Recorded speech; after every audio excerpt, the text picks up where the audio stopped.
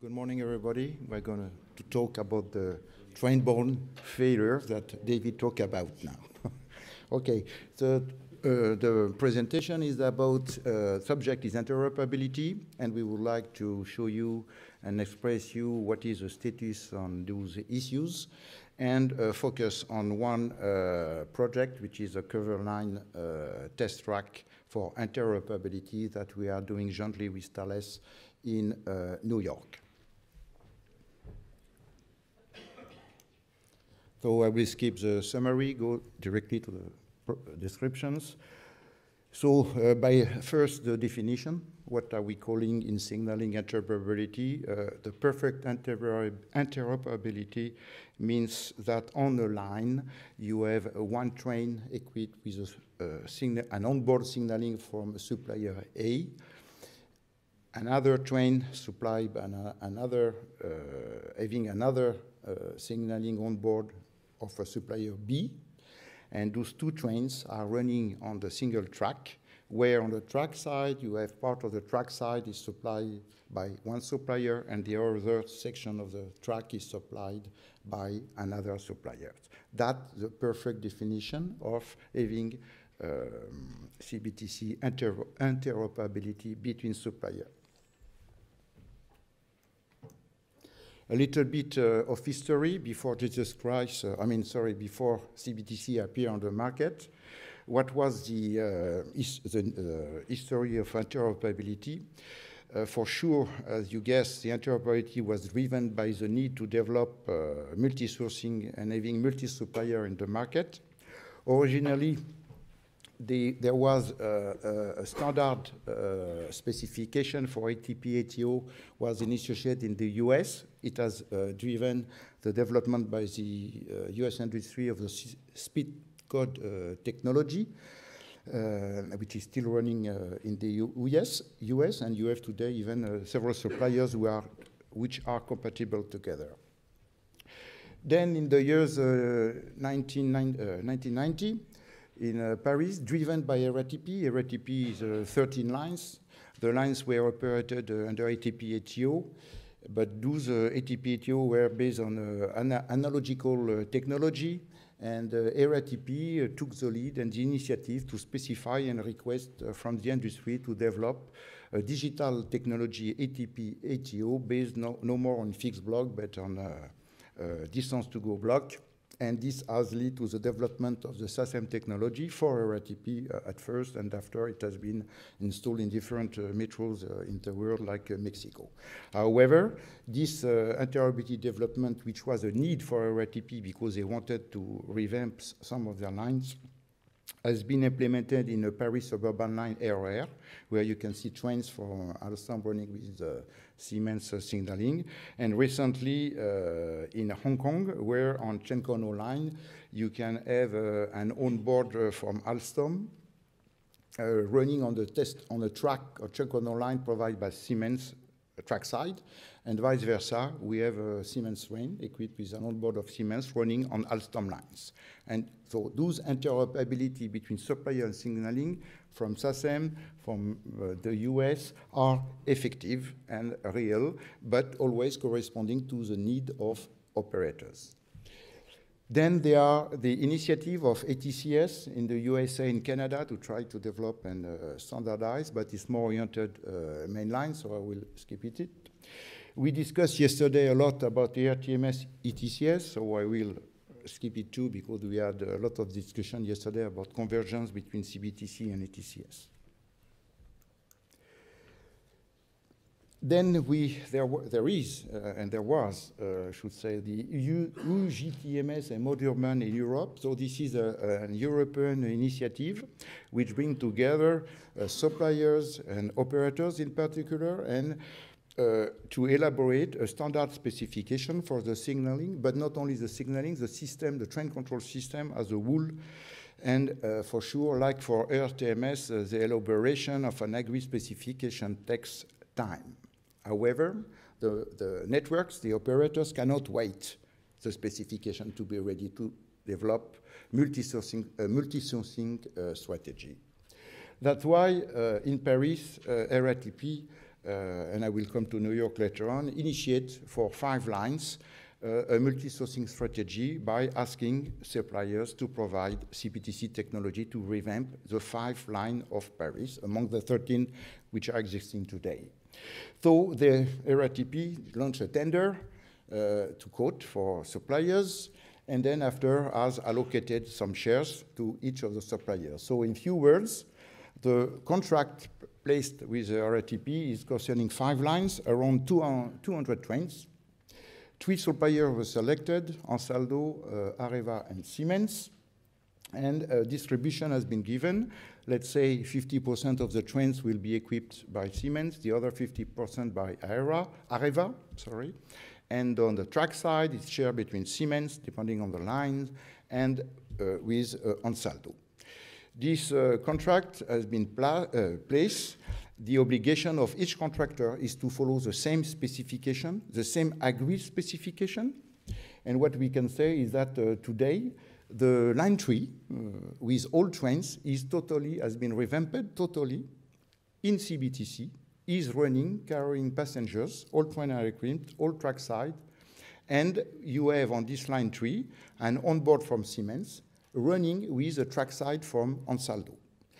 The line 5 is ongoing now, and on line 5, which will be finished soon, the onboard will be provided by Areva and the trackside by Siemens. So in Paris, there is this strategy to have multi-sourcing because the program of Paris will lead to other lines to be revamped, and the customers and operators don't want to be stuck and have, to one supplier, have competitive offers and also have a long-term procurement.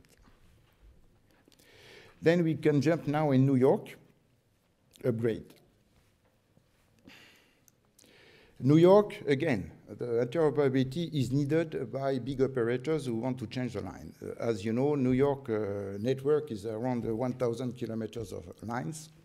Many of the lines have old technologies.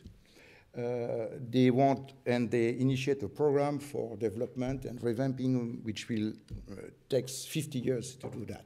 They could not, though they wanted to have some rationale of the procurement of the technology and have a sustainable and long-term procurement of technology. You must know that New York starts from very far because on some line there was 2, and there is 2 drivers per cab. So the trains are only running with a kind of train stop. So it was very urgent to revamp those lines and to improve first the transport capacity, but also to have a technology for the future. That's why New York initiated this program. It does not concern only the signaling, it concerns also the train, OCC, the automatic train supervision, but also the interlocking, which are still mostly based on relay interlocking. So for New York, the CBTC interoperability is a need, is definitely a need for their future. So how it was being implemented? First, they start to make some technology survey, study, test. They asked the industry to provide solutions. This is where there was a selection of the technology. They took external consultant, and it leads to the definition of the CBTC free propagation system for New York in order to avoid work at the track at night. And those lines in New York are working 24 hours, are running 24 hours a day, 7 days a week.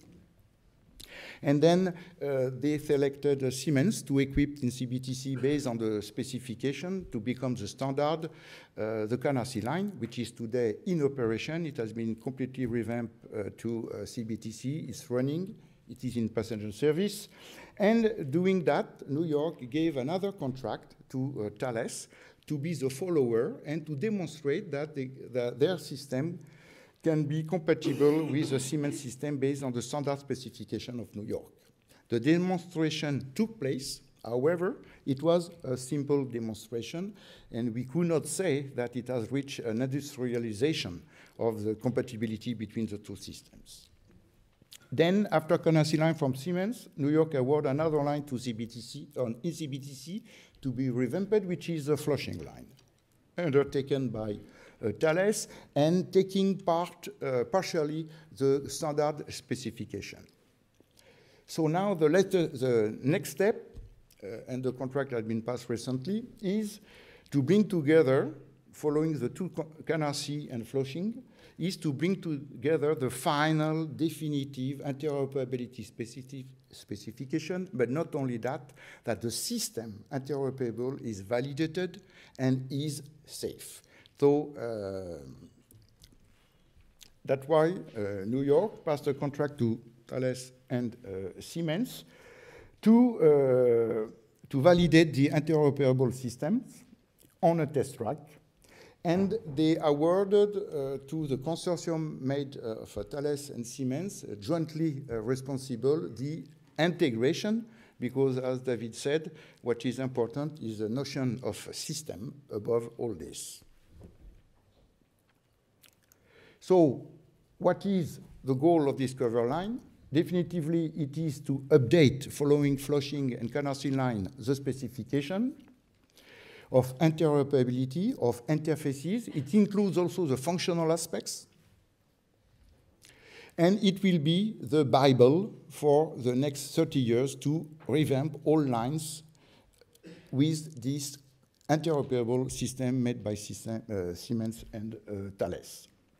It includes in a goal to provide an environment for testing, simulation, integrated test on the test track, and provide upon that the certification, the safety certification that a train equipped with Siemens and a train equipped with Thales and on the track side shared by both is safely running.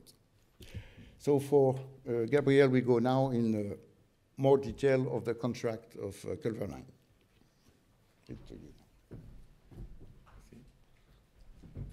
Thank you, Gerard. Yesterday, during the debates about CBTC, interoperability, and convergence, there was someone who asked who would be the mastermind that could drive interoperability. And the answer, I think, is given, in fact, by the New York program. It's the customer. And a strong customer that has a big property in great need of modernization, that needs a significant revamping to satisfy not just the current but the future needs, is usually the one who will drive suppliers into both innovation, as David Boss says, but also into finding ways to get competitive solutions, get the best out of the competitive solutions into an interoperable solution for fulfilling a real need, which is indeed an operational need for interoperability in New York. As Gerard said, there are other properties like RATP who had more of a multi-sourcing approach. There is no real need, let's say, of interoperating trains from one line to another in Paris, as in some cases in London. But in New York, it's absolute necessity. So initially, the Culver Line project was supposed to be a competitive, very competitive, and it started as a very competitive procurement between, obviously, Thales and Siemens, who were already on the ground with separate lines awarded or in progress or in service. It has, let's say, been structured in 3 shares, 2 shares relating to the subsystems supply and provision, and 1 share called system integration related to the very, very important element of ensuring that the overall performance, the test facilities, the validation, and the safety of the interoperable system happens. And in the end, after some discussions with the customer, both Thales and Siemens were encouraged to take the challenge of system integration as a consortium together.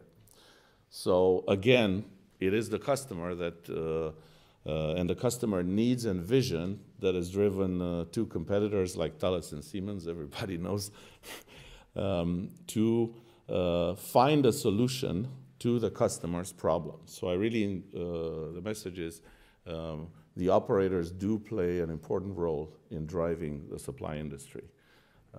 Now, I will not go through all the details of the project, but what's important is to understand that The organization for Share 1, which is system integration, is a joint, blended, one-team organization between Thales and Siemens. New York City's organization also shadows it specifically from an independent safety assessment and project management perspective. Let's say the overall process is designed to achieve, let's say, an outcome which is reusable for the future, for the foreseeable future, 30, 50 years in New York. Obviously, I'll get back to the topic, is it applicable elsewhere? It's quite a long, substantial schedule. You could argue I think it's less than World War II in terms of duration, but still, it is quite a challenging task to make sure that at the end we have something that can be used not just by New York, Thales, and Siemens, but by other suppliers that would want to join the New York program.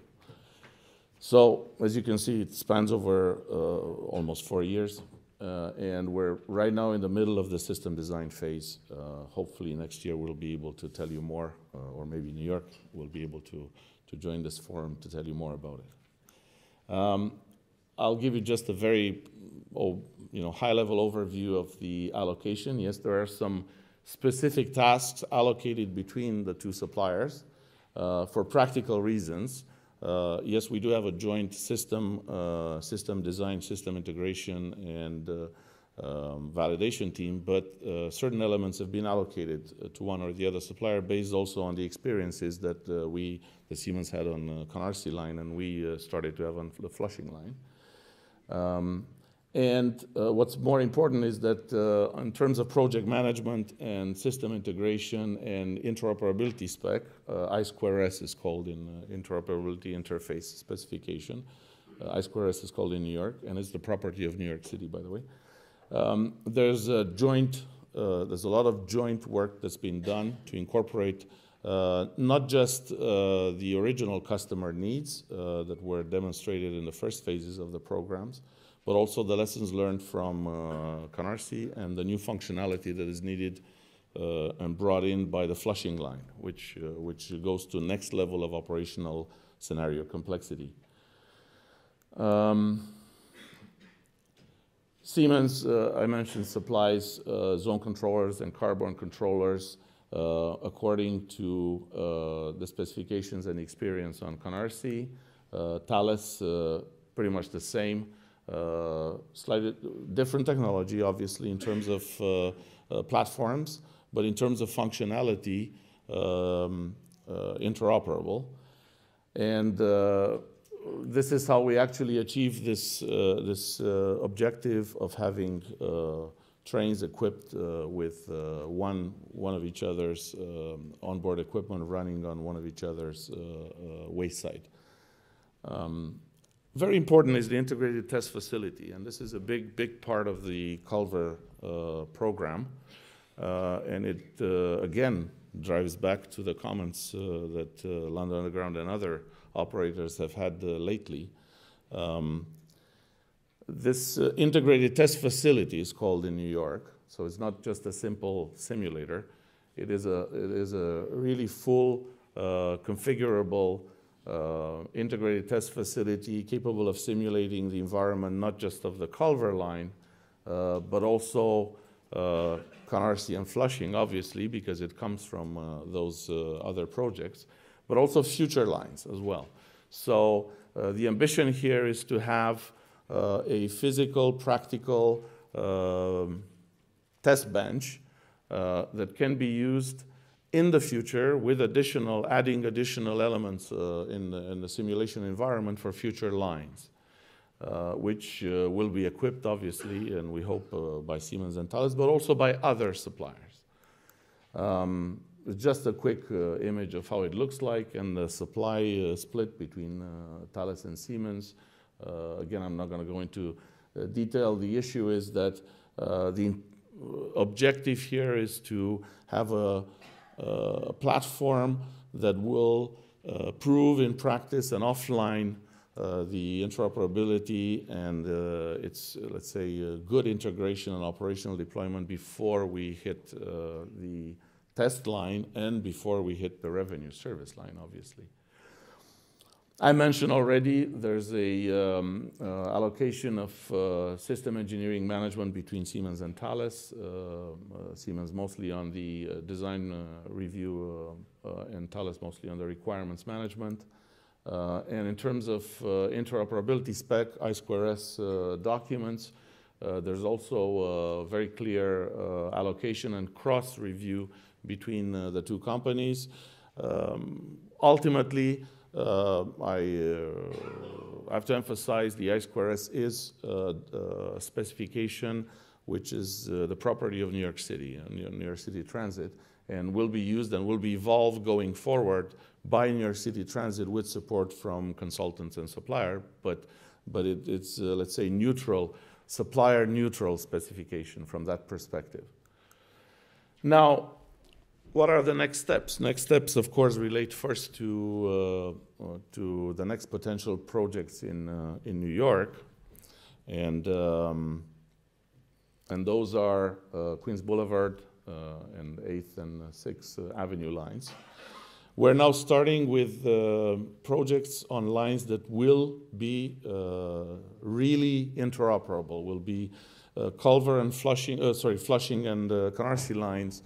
Where it happened that there were the first lines to go CBTC, also because there were lines that are operated in a segregated way. So it was a good testing ground for the introduction of CBTC in the first place. Beyond Culver, all lines are interoperable, are supposed to be interoperable, so they will be deployed with CBTC incrementally, in phases, in sections, and with a fleet being upgraded pretty much like on ETCS projects separately and at separate, let's say, different time frames than the track side. So, so of course, New York presents ahead of us a significant market in itself to not just deploy but prove in service the reliability of interoperability, coming back again. For the rest of the industry, what does it mean? Well, in terms of supply, New York has already started openings to enlarge, let's say, the club of interoperability from the 2 suppliers to 3 or 4. Yes, they will have to go through the validation processes that have been established on the Culver project. And through that, they will be able to participate to future competitive processes. So that's on the supply side. On the operator side, obviously, the experience, New York's experience, pretty much like, let's say, the RTMS standardization experience, is an asset that can be used, can be taken by other operators that have similar issues. And I do encourage the operators to contact directly New York. As I mentioned, they are the owners of this interoperability process and specification. But we do believe that this will have a significant impact. Why? Because it's real, because it's something that people can go, touch, see, check the operation, look at the reliability of it in just a few years from now.